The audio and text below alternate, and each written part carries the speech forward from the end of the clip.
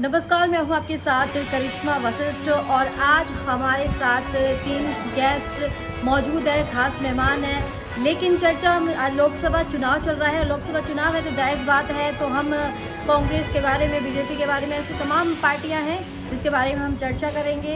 लेकिन जो 2 पार्टियां हैं जिनकी टक्कर आपस में है वो कांग्रेस और बीजेपी है। तो 10 सीटों पर, लोकसभा 10 सीटों पर चुनाव है, हरियाणा की हम राजनीति की हम बात कर रहे हैं। तो बात जाति समीकरण को लेकर करते हैं। तो फिलहाल हमारे साथ खास मेहमान मौजूद हैं, 3 कांग्रेस के। रंजना भारद्वाज वार्ड नंबर 16 से हैं, पार्षद कांग्रेस की हैं। और सुचित्रा चांदना है, वो वार्ड नंबर 17 से हैं, वो भी पार्षद है कांग्रेस की। और प्रवीण चौधरी वार्ड नंबर 3 से हैं। तो आप खास 3 मेहमानों का बहुत बहुत स्वागत है आज में। तो नाम से आपसे बात करना चाहेंगे। राजनीति है, जाहिर सी बात है, लोकसभा चुनाव के बारे में चर्चा करेंगे। कांग्रेस से यहाँ पार्षद है वार्ड नंबर 17 से। तो लोगों की समस्याएं मेन क्या रखी हैं इन 3 के अलावा, और आपने क्या क्या उनकी समस्याएं सुनी है, क्या अब तक पूरी की आपने? सबसे पहले तो मैं आपका धन्यवाद करती हूँ कि आप आज में इसकी हमसे मिलने आए और हमारी आवाज़, आप मीडिया के माध्यम से हमारी आवाज़ लोगों तक पहुँचाने का काम करते हो, तो मैं आपका धन्यवाद करती हूँ। मैंने देखा कि काफ़ी लोग एक तो महंगाई से बहुत त्रस्त, और हर किसी को आप बजट गृहिणी है, वो भी बजट से बाहर चल रही है। जो उनका जितनी इनकम है उस हिसाब से उनको आगे अर्निंग नहीं है। मतलब हर चीज़ पे महंगाई है। बच्चों की, आप स्कूलों की फीसें हैं वो इतनी, मतलब बच्चों को देनी पड़ती है, स्कूलिंग इतनी महंगी है। तो सरकार से ये सब इसीलिए त्रस्त है जनता की, एक तो महंगाई, एक स्कूलिंग, और एक सबसे ज़्यादा जो आजकल जो हॉस्पिटल में जो लोगों को खर्च करना पड़ता है, उसके ऊपर सरकार का कोई ध्यान नहीं। इस वजह से लोग काफ़ी नाराज हैं। तो चलिए, आपने हॉस्पिटल की आपने बात करी, रोजगार की बात करी, महिलाओं की चर्चा। रंजना जी, हम आपसे बात करना चाहेंगे। आप वार्ड नंबर 16 से हैं, पार्षद रही हैं आप, और अभी भी पार्षद ही हैं। तो लोगों की समस्याएं आप सुन रहे हैं, आपने अभी तक क्या क्या पूरी करी? सबसे पहले तो मैं आपके चैनल के माध्यम से सबसे पहले आपको बहुत बहुत धन्यवाद करना चाहती हूँ। आपको बहुत बहुत धन्यवाद है, आपने आपके चैनल के माध्यम से आज हमें बिठाया और हम लोगों की समस्याओं को आज आपके चैनल के माध्यम से आगे शेयर करना चाहती हूँ आपसे। सबसे पहली समस्या रिवाड़ी के लिए पानी की है। देखिए, एक मूलभूत सुविधा लोगों को यहाँ नहीं मिल पा रही है, वो क्या है? पानी। इतना इस टाइम आप देखिए कितनी गर्मी है, रिवाड़ी के जितने हैंडपंप है सब खराब पड़े हुए, और पानी ऑल्टरनेटिव डेज पे आता है। तो कितनी बड़ी समस्या है। आप चाहे सड़कें बनाओ चाहे मत बनाओ, पुल बनाओ मत बनाओ, अगर पानी नहीं दे पा रहे तो आप फेल। चलिए, हम आपको रोकना चाहेंगे। यहाँ के विधायक कौन है? चिरंजी राव। तो कांग्रेस से आप, तो मुद्दा तो हमारा, देखिए मैम, वो इस टाइम विपक्ष में है और वो हमारे साथ पूरी आवाज उठाते हैं।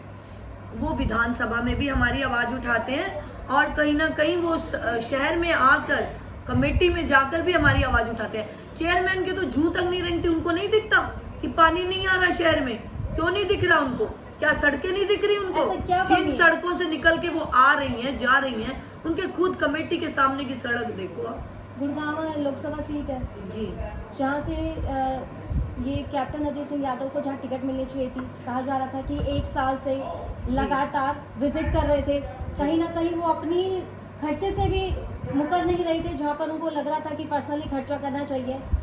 जो जिस तरीके से आगे जो बात आई है सामने, आपस में इन्हें टकराव हो रहा है। कांग्रेस ने कहा है उन्होंने कि हुड्डा ने अपने साथी को सीट दी है, टिकट दी है, और मुझे ना देकर, मैं तो पुराना साथी हूँ, वो तो बाहरी है। ऐसा कुछ नहीं है, वो हमारे साथ चल रहे हैं। आप हमारी सारी सभा में देखिए, कैप्टन साहब पूरा हमारा साथ दे रहे हैं। हम खुद उनके सिपाही हैं, हम कप्तान साहब के पीछे हैं। वो हमें ही तो आदेश, वो हमें ही तो कर रहे हैं आदेश। टिकट क्यों नहीं दी गई? टिकट का देखिए, सबसे वो बड़े लेवल की बात है, मुझे इतनी नॉलेज नहीं है उस बारे में, बट मुझे इतना पता है कि उन्होंने पहले वो खुद भी नहीं चाह रहे थे, तो अब बाद में उनकी क्या बात हुई मुझे उस चीज के बारे में नहीं पता। तो प्रवीण जी, हम आपसे बात करना चाहेंगे, क्या इसमें कोई साजिश है? क्योंकि एक रात के अंदर अंदर जिस तरीके से टिकट काट दी गई थी, नाराजगी जायज भी थी उनकी, क्योंकि पुराने साथी थे। कैप्टन अजय सिंह यादव एक पुराना चेहरा रहा है रेवाड़ी का, जो लोग जानते थे।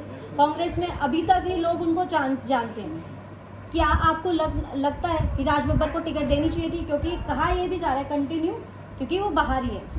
देखो, कैप्टन अजय सिंह यादव जी इस हरियाणा प्रदेश के नहीं, आज के टाइम में जो भारत देश में उनका कद है वो ओबीसी के चेयरमैन है। वो पूरे हर राज्य में जा जाकर अपना प्रचार कर रहे हैं। और कैप्टन अजय सिंह यादव को अगर टिकट नहीं मिली, उन्होंने तो गुड़गांव मीटिंग बुलाकर अपने वर्करों को आदेश दिया है।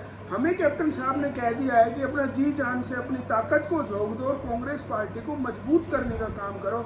अभी आपने देखा होगा कि परसों और कल कितनी बड़ी बड़ी विशाल जनसभाएं हमारे पार्षदों ने कराई है रेवाड़ी शहर में। गांव-गांव में चिरंजीव राव सुबह 9 बजे निकलता है और रात को 2 बजे घुस रहे हैं कांग्रेस का प्रचार करने के लिए। तो इससे ज़्यादा तो मैं गुटबाजी की बात यहाँ ख़त्म हो जाती है अगर आप ये बात देखेंगे। एक चीज़ मैं आप जैसे उनके लिए बोल रही हैं, बाहरी हैं, ऐसा नहीं है। मैं नहीं बोल रही, ये आगे हाँ, विपक्ष बोल रहे हैं। कोई नहीं, मैं उसका जवाब देना चाहती हूँ। मोदी जी कहाँ के हैं? गुजरात के चुनाव कहाँ लड़ा उन्होंने? बनारस में। तो वो भी वहाँ के लिए बाहरी हैं? ऐसा कुछ नहीं है, वो काम करने वाले बंदे हैं। आप उनकी आगरा में पूछिए, फतेहपुर सीकरी में वो पहले एमपी रहे हैं, कितना काम करके आए वहाँ के लोगों से पूछिए। हम बाहरी की बात कर रहे हैं। अगर राव इंद्रजीत सिंह भी बहुत पुराना चेहरा रहा है, गुड़गांव से उनको टिकट मिली है, क्या अब लगता है क्योंकि राज बब्बर यहाँ के ना रह के यूपी के हैं? तो हमारा कर्तव्य है, हम कांग्रेस पार्टी के सिपाही हैं और बीजेपी गवर्नमेंट को 10 साल से हम झेल रहे हैं। जैसा कि हमारी पूर्व चेयरमैन सुचित्रा चांदना जी ने बताया, आज 1100 रुपये का सिलेंडर मिल रहा है और कांग्रेस शासन में 400 साढ़े 400 रुपये का सिलेंडर मिलता था।